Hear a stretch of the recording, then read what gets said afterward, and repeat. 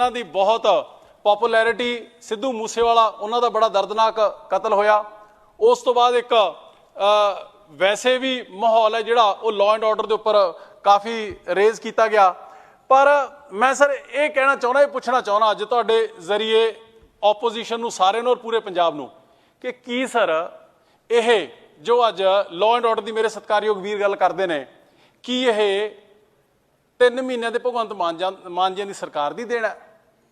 Sir यह वो कंडे ने जिहड़े पिछलियां सरकारां दे विजय ने असीं तां सिर्फ और सिर्फ उन्होंने चुगण लगे हुए हाँ। सर मेरे तो एक मिनट राजा जी, ऐ ना करो, एक मिनट बोल लेने दो बोलो आपां। हाँ जी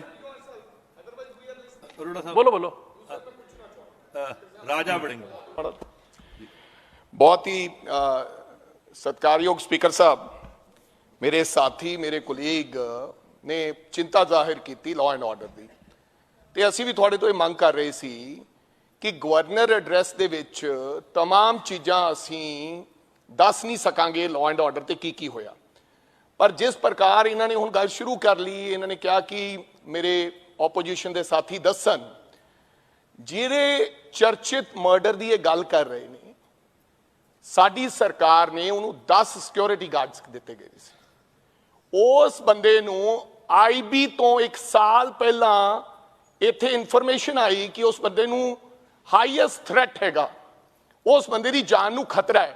फिर 1 महीना पहला एक शाहरुख खान का व्यक्ति जिहड़ा दिल्ली क्राइम ने पुलिस वाले ने फड़िया, उन्होंने इतलाह दी मौजूदा DGP नूं कि इस बंदा रैकी करके आया, इस बंदे ने सिद्धू मूसेवाले नूं मारना है। पर यह कहना मैं इस करके वापस आ गया क्योंकि उहदे कोले हथियारबंद बॉडीगार्ड सन जिन्हां कोले AK-47 सन।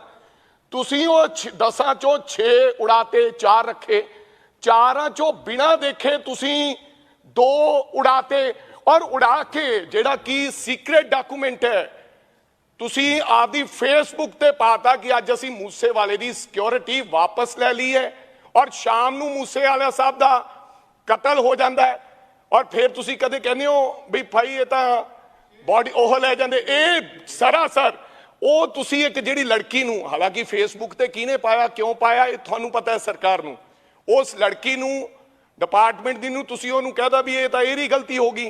सो ये सरासर सिद्धू मूसेवाले ਦਾ कतल बच सकता सी अगर सरकार ਚਾਹੁੰਦੀ। और कांग्रेस पार्टी ਦੇ ਰਾਜ ਦੇ ਵਿੱਚ ਇਸ ਤਰ੍ਹਾਂ ਦਾ कोई हल्ला नहीं होया। 90 दिनों 70 जाना जा चुकी जनाब। इसे करके ਤੁਹਾਨੂੰ ਅਸੀਂ कहने कि कृपा करके सानू लॉ एंड ऑर्डर ਤੇ 1 घंटा कम से कम दुध का दुध पानी का पानी पंजाब की जनता सानू लाइव देख रही है। एक दूजे ने ठीक है खैरा साहब ने असी अज 18 रह गए, साड़ियां गलतियां सन बड़ियां होनियां, लेकिन लॉ एंड ऑर्डर ते असी तकड़े होके भावें 5 साल की मगरली सरकार सी इस तरह के दिन नहीं वेखने पे जिथे मुख्यमंत्री साहब नू, उप मुख्यमंत्री नू, MP मैंबर ऑफ पार्लीमेंट ने परचा दर्ज कराया। सरपंचां नू असी छड़ दिओ सियासतदानां दी गल, सरपंचां नू, आम लोगां नू। और मेरा आड़तीआ एक साडा मुक्तसर दे विच परसों उन्होंने कॉल आई, उन्हें 10 लाख रुपया दे दिता है। ऐसे हज़ारां लोग जिहड़े बेचारे असीं वो गल करनी चाहुंदे हैं।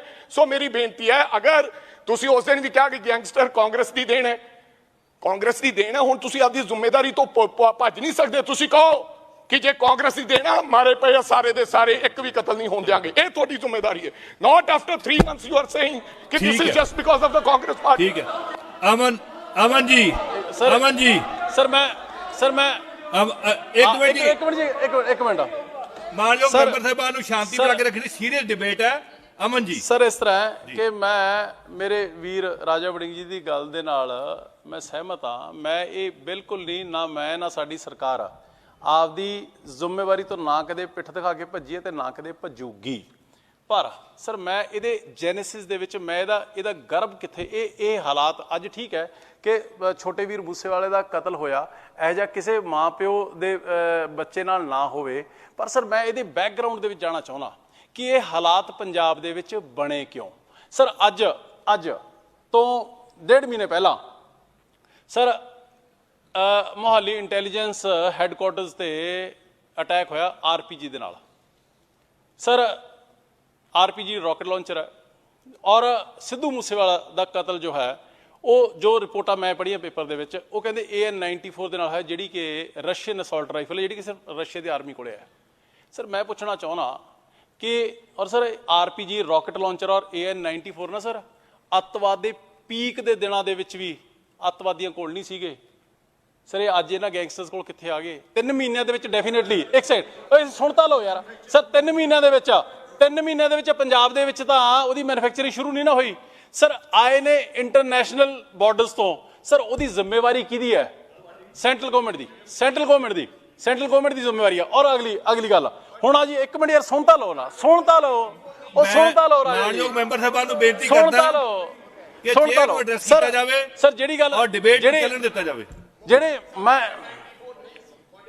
ਚਲੋ ਵਾਟਐਵਰ, ਤੁਸੀਂ ਸੁਣ ਤਾਂ ਲਓ 2 ਮਿੰਟ, ਸ਼ਾਂਤੀ ਰੱਖੋ, ਨਾ ਕਰੋ ਸਰ। ਬੇਨਤੀ ਇਹ ਨਹੀਂ ਹੈ ਸਰ, ਮੈਂ ਥੋੜਾ ਜਿਹਾ ਇਹ ਹੋਇਆ ਬਹੁਤ ਮੰਦਭਾਗਾ ਹੋਇਆ ਸਰ। ਮੈਂ ਇਹਦੇ ਬੈਕਗ੍ਰਾਉਂਡ ਤੇ ਜਾਣਾ ਚਾਹੂੰਗਾ ਸਰ। ਲਾਅ ਐਂਡ ਆਰਡਰ ਦੀ ਗੱਲ ਕੀਤੀ ਗਈ ਹੈ ਸਰ। ਮੈਂ ਦੱਸਣਾ ਚਾਹੁੰਦਾ ਕਿ ਹੁਣ ਇੱਕ ਵੀ ਕ੍ਰਾਈਮ ਹੁੰਦਾ ਤੇ ਉਹ ਗਲਤ ਹੈ, ਅਸੀਂ ਜ਼ਿੰਮੇਵਾਰੀ ਓੜਦੇ ਹਾਂ ਉਸਦੀ। ਪਰ ਸਰ ਇਹਨਾਂ 3 ਮਹੀਨਿਆਂ ਦੇ ਵਿੱਚ ਜੋ ਐਵਰੇਜ ਆਈ ਹੈ 2022 ਦੇ ਵਿੱਚ, ਉਹ ਪੰਜਾਬ ਦੇ ਵਿੱਚ 50 ਮਰਡਰਸ ਦੀ ਆਈ ਹੈ।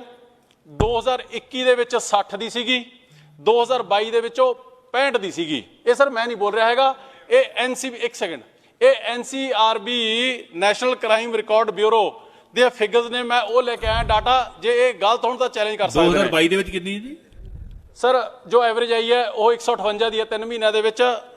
3.5 ਮਹੀਨਿਆਂ ਚ 50 ਦੀ ਆਈ ਹੈ। ਇਸ ਤੋਂ ਪਹਿਲਾਂ 60 ਔਰ 65 ਰਹੇ ਨੇ ਸਰ। NCRB ਦਾ ਰਿਕਾਰਡ ਬੋਲ ਰਿਹਾ ਹੈ। 1 ਸੈਕਿੰਡ ਸਰ। 2013 ਦੇ ਵਿੱਚ ਹੋਰ ਬੈਕਗ੍ਰਾਉਂਡ ਦੇ ਵਿੱਚ ਚਲੇ ਜਾਈਏ ਸਰ। ਟੋਟਲ ਮਰਡਰਸ 2013 ਦੇ ਵਿੱਚ ਪੰਜਾਬ ਦੇ ਵਿੱਚ 711 ਹੋਏ ਸੀਗੇ। ਜਿਹੜੀ percentage to total IPC crimes ਹੈ ਉਹ 28.12 ਸੀਗੀ, 7th ਹਾਈਐਸਟ ਇਨ ਦਾ ਕੰਟਰੀ।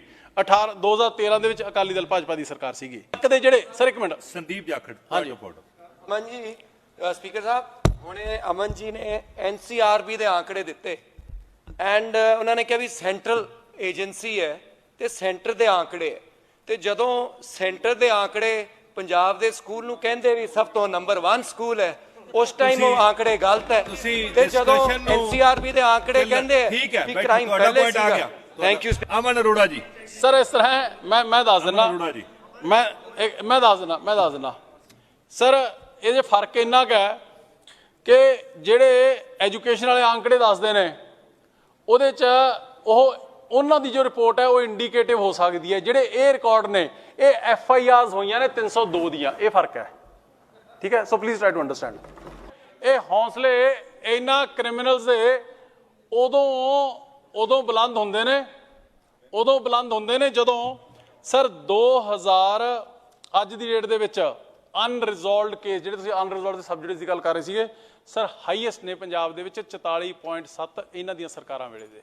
ਸਰ ਹੋਰ ਇੱਕ ਐਗਜ਼ਾਮਪਲ ਰੰਧਾਵਾ ਸਾਹਿਬ ਤੁਹਾਡੇ ਮਤਲਬ ਦੀ ਹੈ ਸਰ। ਮੇਰੇ ਵੱਡੇ ਵੀਰ ਰੰਧਾਵਾ ਸਾਹਿਬ, ਤੁਸੀਂ ਮੈਨੂੰ ਐਡਰੈਸ ਕਰੋ ਜੀ। ਹਾਂ ਤੁਹਾਨੂੰ ਨਹੀਂ ਕਰ ਰਹੇ ਜੀ, ਮਤਲਬ ਦੀ ਉਹਨਾਂ ਦੀ ਹੈ ਮਤਲਬ ਸਰ।